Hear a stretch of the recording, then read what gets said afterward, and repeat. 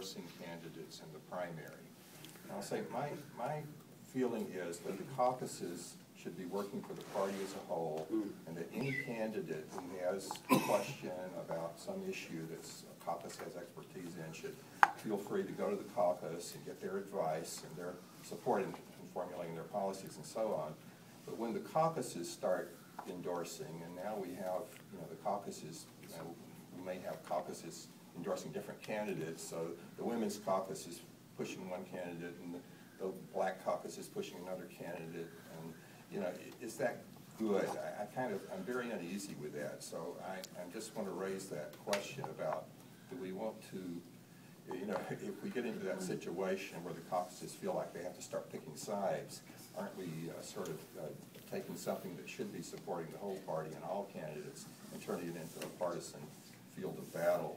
And I also think that caucuses, if they did decide to endorse, they should at least be fair about it. They should give every candidate an opportunity to address the caucus and appeal for their endorsement, rather than holding deciding ahead of time who you want to endorse and then not even telling the other candidates that you're going to endorse, or that you're having a meeting, and only allowing people to speak for one side. So there's just some questions, I think, relative to endorsements that are made by Green Party entities that should be supporting the party as a whole and candidates as a whole, but they decide to take sides.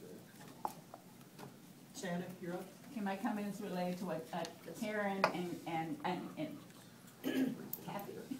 Katie said about communications with the states. And I've been on the accreditation team for the last 2 conventions, or maybe 3 conventions. And when Karen made this the statement, we need communication, we're not getting communication from the states when we're getting communications from some of the states. Obviously. Yeah, I did not mean to make a blanket Yeah, so it sounded like, but also at the other end, being the one that had to receive that information from the states, it was like pulling teeth. I mean, the states were supposed to get it in by 30 days in advance.